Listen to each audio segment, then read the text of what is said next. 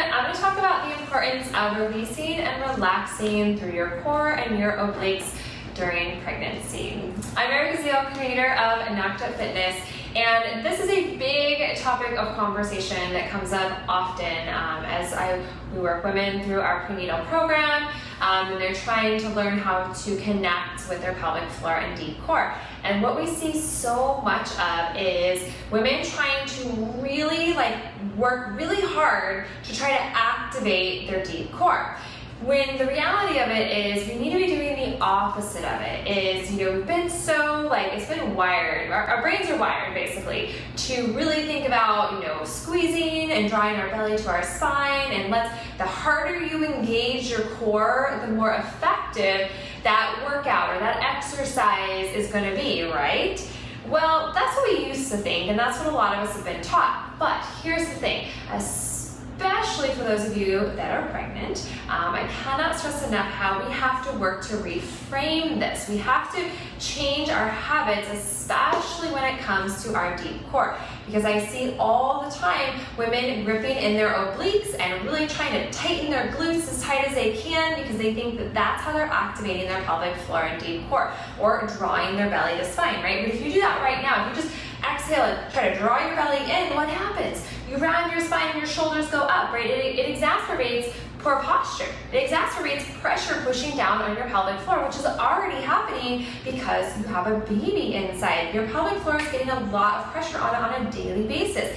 And then if we stack on it exercise or any sort of impact type exercise such as running or anything like that, we're adding a lot more pressure to our pelvic floor. So we need to learn how to reframe that and avoid doing that. And one of the easiest ways to retrain our body is to start to work to breathe deeper into our belly. So doing some deep belly breathing, diaphragmatic breathing out into our sides, down into our back, down into our belly, down even all the way into our pelvis and our pelvic floor. And I want you to start to visualize, not force your body. We have to remember we cannot force our body, because when we actually try to force our body to do something, it tends to do the opposite. So we really need to embrace whatever is going on today with your body, that's okay. And it's teaching you something, so we can take it as a learning lesson and then learn new tools and new skills to change that, right? So when we can learn to breathe deeper into our belly and just take a moment,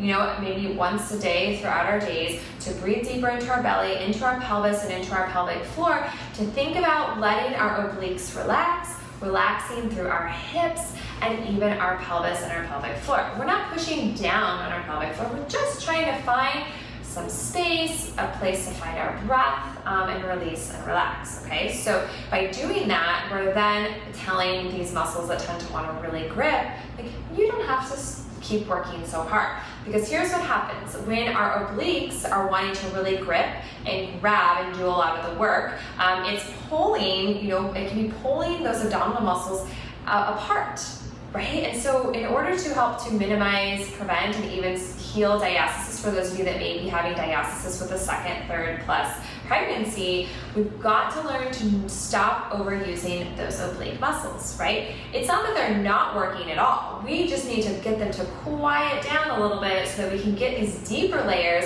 of our muscular system, and more importantly, our fascia of our core to start to wake up. So that's a really, really big key player. And another one I want to mention here is that gripping of the glutes too. So ladies, when you start to try to connect with your pelvic floor, if you start to notice you're squeezing your glutes all the time, when you're trying to connect with your pelvic floor, that's actually shutting off your pelvic floor. Same with those obliques. So this is why it's important. We've got to recognize when we have muscles of our core, of our body, that are wanting to really work too hard, it's actually shutting off the deeper layers.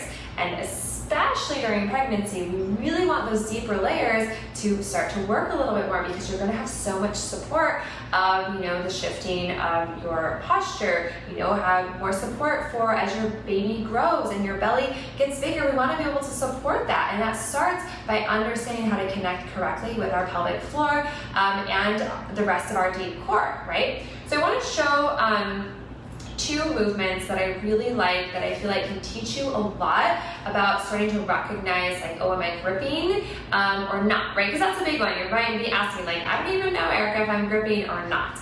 So I'm going to take you into what I call an Urchin Round. So it's almost like, think like a child's pose position. And of course, anything on your knees, if you need to double up your mats or grab another mat to put underneath your knees or a towel, please do so. I always want you to be as comfortable as possible. So bringing your arms forward, I want you to think about sending your sits bones back like this. So one thing that's really common is that we tend to want to just tuck our pelvis and go back. So if you do that, that's fine. You can place your arms down. I want you to then draw your booty up. So you can start to feel space between the sits bones. So this is going to help to tell you oh, am I really clenching my glutes? Because if you have a hard time untucking that low back, then that's probably an indication that you're really gripping your glutes. So I want you to start to feel length and space between the sits bones of those glutes, okay? And then arms reaching forward, you can let your head completely relax down onto your mat. Take a deep inhale all the way down into your belly, into your pelvis. And I want you to just release as best as you can through your belly and through those obliques. And then as you exhale, you're gonna do a light connection of the pelvic floor and round partway up, and then inhale and go back. And start to find more space through the hips, more space through the belly, more space through the ribs.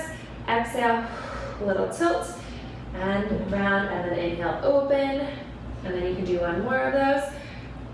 Just a light connection and rounding all the way up. So key piece being there is that you want to connect lightly. So it's not always about having a lot of movement. It's trying to work your way into it and recognizing if you start to really notice, oh, I'm really forcefully trying to activate my abs. That's just an awareness piece you need to be aware of. And then we need to work to reframe that so we can think, okay, we don't want to be just gripping and grabbing in our core muscles. We want it to be a light connection, initiating a lot of it from our pelvic floor. And so we have this more wrapping sensation underneath our belly, okay?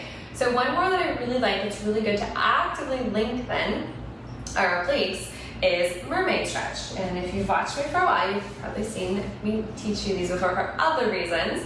You're gonna bring your arm behind you, activate those glutes a little bit, lightly connect underneath that pelvic floor, low belly, and then we're gonna press up. And so when we press up here, this is a great way to really get that breath. Inhale, visualize that breath going down into the sides, stretching this out. Now, the thing is, when you're here, we're not just letting our belly go completely. We have a light connection on the underside of the belly, pelvic floor, but we want to think about opening all this up. We can even bring our arm up, you can bring the arm over, you can add a light little twist forward, twist back, right? And just kind of send your breath, that inhale, breathing all the way down into the side here and even into that low back. Good, and then you want to lift tall through the top of your head as you lower down. I'll show one more of those. Okay, so as you lower down, you want to start to feel this light connection from our pelvic floor all the way up. Arm is back, we're supported around that scapula. Bringing this arm up, inhale, breathing down into your sides.